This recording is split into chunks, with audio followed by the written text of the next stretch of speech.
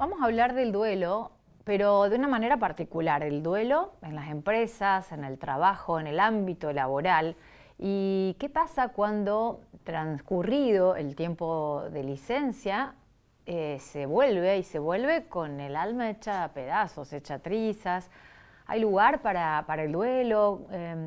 ¿Tenemos en consideración que debemos capacitarnos en recursos humanos para acompañar, para contener y para, bueno, formar parte de ese proceso seguramente que deberá vivir la persona y que lleva mucho tiempo? Y a cada uno le lleva por ahí meses y en algunos casos años, con días mejores y con días peores. ¿Qué lugar tiene el duelo en el trabajo? De esto vamos a hablar con Luis Echenique, de APME, la consultora de la diversidad, que ha hecho esta investigación y ha hecho, bueno, una nota, una publicación al respecto. Así que, Luis, buen día, te saludamos, ¿cómo estás?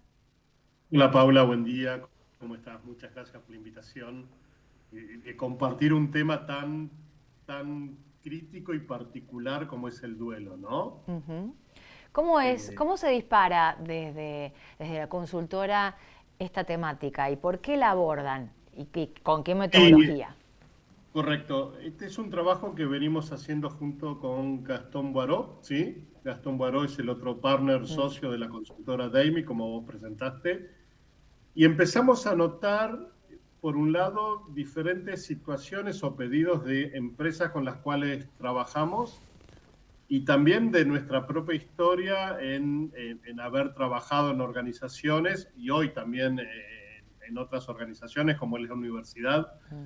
donde ante una situación de duelo, una pérdida, no solamente una pérdida de un ser querido, pérdida del trabajo, pérdida de, no sé, un robo incluso, eh, las diferentes reacciones que se encontraban, como también las diferentes respuestas que las personas recibían en las organizaciones y fundamentalmente de sus líderes.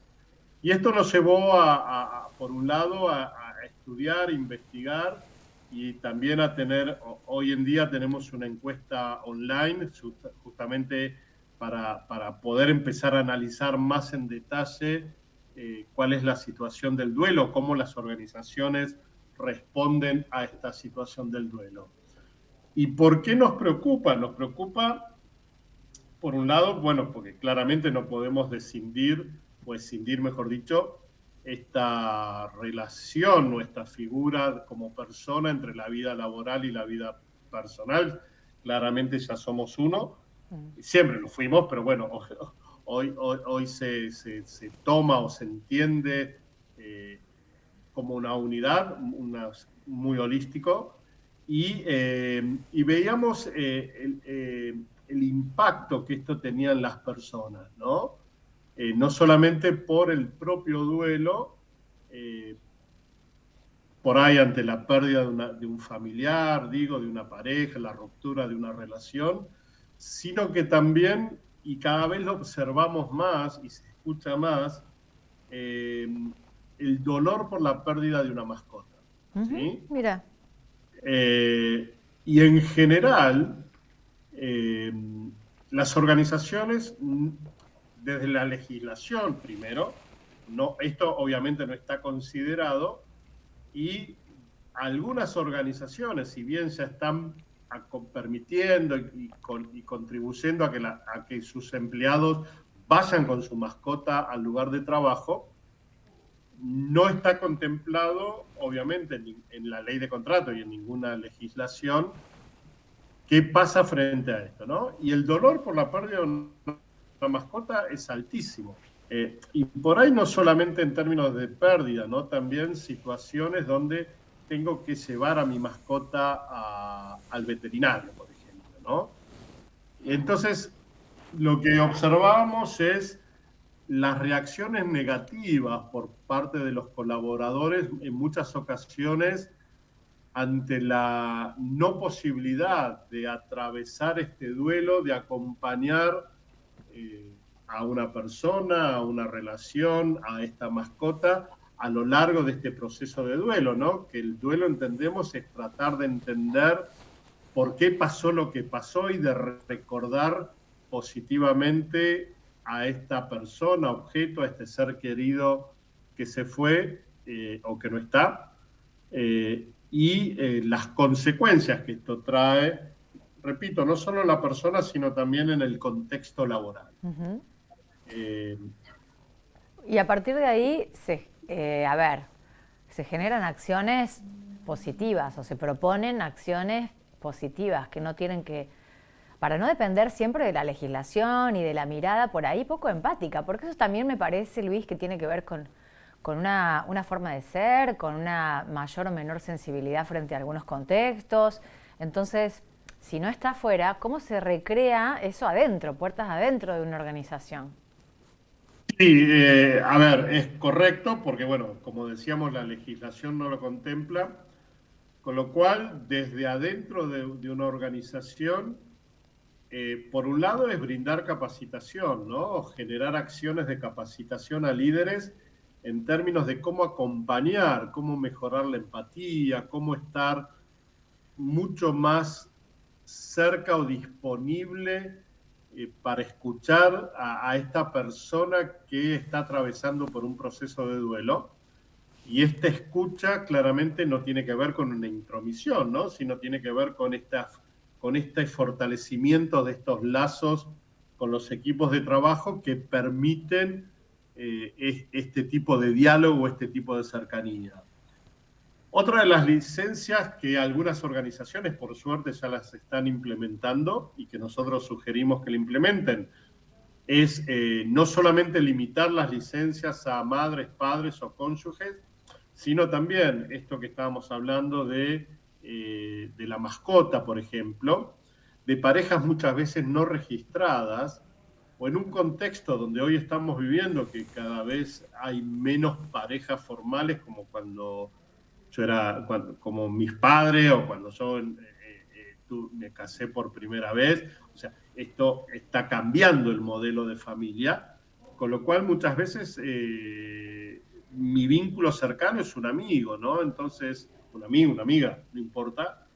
Y entonces esto también contemplarlo dentro de las licencias, ¿no? Eh, generar algunas organizaciones, por suerte, ya lo están implementando, es el acompañamiento psicológico a estas personas que están atravesando este proceso, dar un apoyo emocional y en algunas otras, bueno, ya esto obviamente supera por ahí una decisión del área de recursos, sino tiene que ver con un tema ya más presupuestario, acompañar económicamente estos momentos, Claro. ¿no? Pero creo que más allá de esto, lo más importante es repensar cuáles son las licencias o los permisos que tenemos, dejarlo por escrito, porque muchas veces si no Sí, lo no, dejamos por escrito, no se respeta. entra esto de a vos te lo doy porque tengo mejor onda y a vos no porque, no sé, por el motivo que sea. Entonces, dejar de lado la discrecionalidad. Es fundamental que cuando implementemos acciones estén claramente procedimentadas.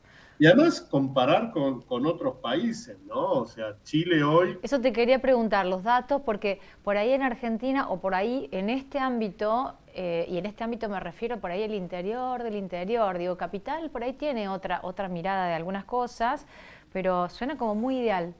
Y ya, por ejemplo, que DAME sea una consultora especialista en diversidad, equidad, inclusión y pertenencia es un montón. Que acá, por Bueno, ejemplo, gracias. sí, sí, porque está buenísimo, ¿no? Entonces digo, ¿qué empresas requieren de los servicios de ustedes? Si son más, si hay empresas realmente que se preocupan por el bienestar, Mira, porque está medido que a mejor bienestar de los trabajadores, mayor productividad, o sea, es una proporción directa, debería eso, interesarles. eso es absolutamente válido, ¿sí? Lo que vos estás planteando, a mayor comodidad, satisfacción, a mejor clima laboral, a un mejor espacio técnicamente que denominamos seguridad psicológica.